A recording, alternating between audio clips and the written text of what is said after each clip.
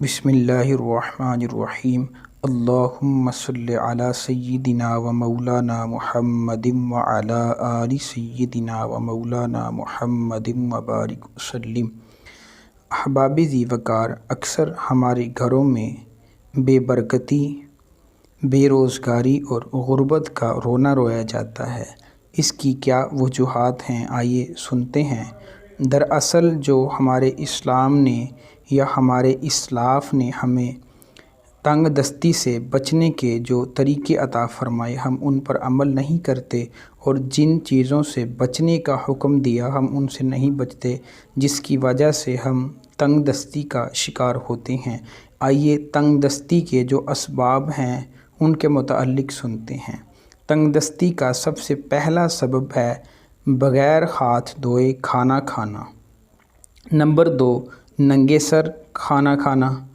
Number 3، اندھیرے میں کھانا کھانا۔ نمبر 4، دروازے میں بیٹھ کر کھانا کھانا۔ نمبر 5، میت کے قریب بیٹھ کر کھانا کھانا، یعنی کسی جگہ اگر کوئی فوتگی وغیرہ ہو جائے، وفات کے وقت کسی کے گھر میں جا کر میت کے قریب بیٹھ کر کھانا، یہ بھی تنگ دستی کا سبب ہے۔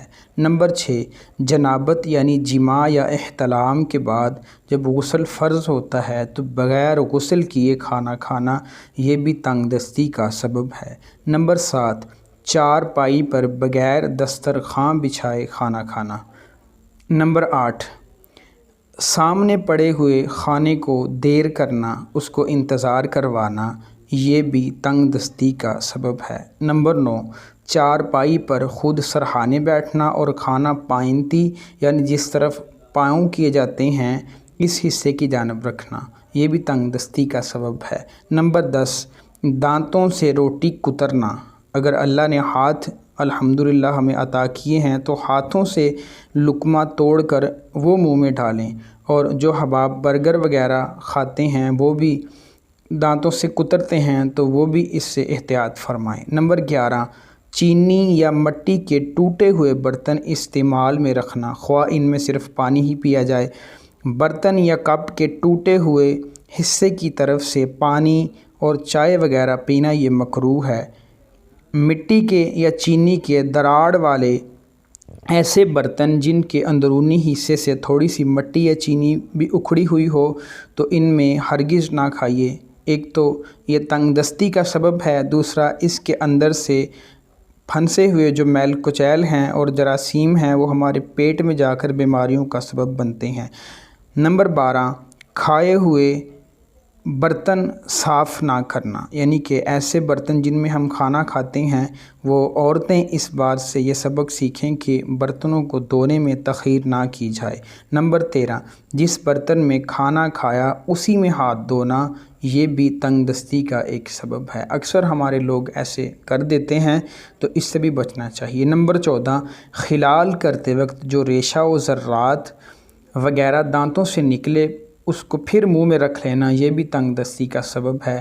اگر تو آپ کے دانتوں میں داڑھوں کے اندر کوئی کھانے کے ذرات پھنسے ہیں، اگر آپ نے زبان سے ان کو نکالا تو پھر ان کو نگل لینا چاہیے۔ اگر کسی خلال سے کسی تیلی سے اس کو نکالا، ٹوتھ پک وغیرہ سے نکالا تو پھر اس کو منہ میں نہیں رکھنا بلکہ باہر پھینک دینا ہے، کیونکہ یہ تنگ دستی کا سبب ہے۔ نمبر 15، کھانے پینے کے برتن کھلے چھوڑ دینا۔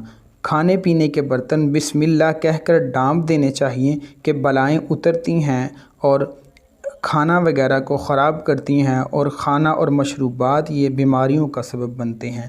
نمبر 16، روٹی کو خوار رکھنا کہ بے ادبی ہو اور پاؤں میں آئے، یعنی کہ روٹی کو ایسی جگہ پر پھینکنا جہاں اس کی ذلت ہو، روٹی کی تذلیل ہو، ایسی جگہ پر روٹی کو مت پھینکیں کہ اس کے اوپر پاؤں وغیرہ ہرگز نہ آئیں۔ حضرت سیدنا امام برہان الدین زرنوجی رحمۃ اللہ علیہ نے تنگ دستی کے جو اسباب بیان فرمائے ہیں ان میں سے یہ بھی ہے کہ زیادہ سونے کی عادت، یہ بھی تنگ دستی کا سبب ہے کیونکہ اس سے جہالت پیدا ہوتی ہے۔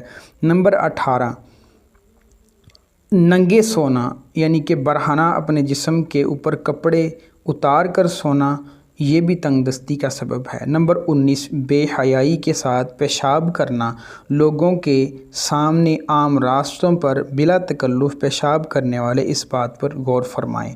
نمبر 20 دسترخوان پر گرے ہوئے دانے اور کھانے کے ذرے وغیرہ اٹھانے میں سستی کرنا، یہ بھی تنگ دستی کا سبب ہے۔ نمبر 21 پیاز اور لہسن کے چھلکے جلانا۔ نمبر 22 گھر میں کپڑے سے جھاڑو دینا، یعنی کہ کپڑے کے ساتھ گھر کا جو فرش ہے اس کو صاف کرنا، یہ بھی تنگ دستی کا سبب ہے۔ نمبر 23 رات کو جھاڑو دینا۔ نمبر 24 کوڑا گھر ہی میں چھوڑ دینا۔ نمبر 25 مشائخ یعنی اللہ کے نیک لوگوں کے آگے چلنا کہ یہ ان کی بے ادبی ہے، یہ بھی تنگ دستی کا سبب ہے۔ نمبر 26 والدین کو ان کا نام لے کر پکارنا۔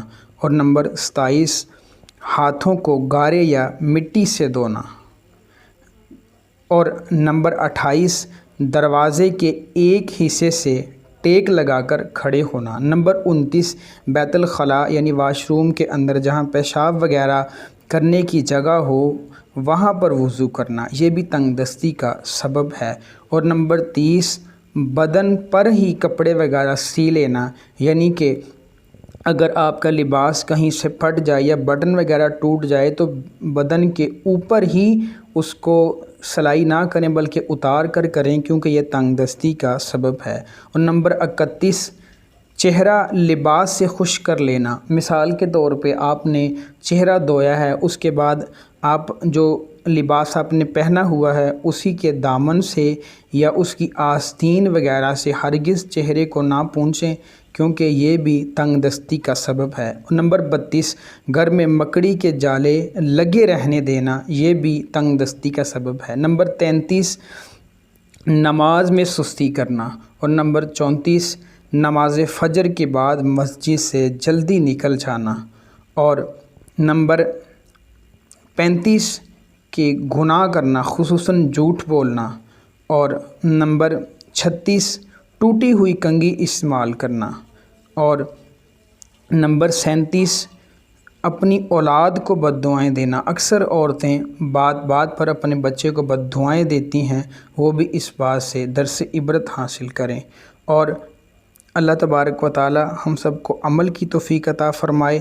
اور اس کے علاوہ ماں باپ کے لیے دعائے خیر نہ کرنا، یہ بھی تنگ دستی کا ایک سبب ہے۔ تو علماء نے اس کا ایک بڑا پیارا ذریعہ ہمیں یہ عطا فرمایا کہ جو شخص نمازی ہوگا ہر روز 5 مرتبہ جب وہ نماز پڑھے گا، ربی جعلنی پڑھے گا، اس میں اپنے والدین کے لیے دعا کرے گا، تو وہ بھی اللہ تبارک و تعالی اس کو تنگ دستی سے محفوظ رکھے گا اور اس کے رزق میں اللہ برکت عطا فرمائے گا۔ اللہ تبارک و تعالی تنگ دستی کے جو اسباب ہیں ان سے بچنے کی توفیق عطا فرمائے اور ہم سب کے رزق میں برکت عطا فرمائے۔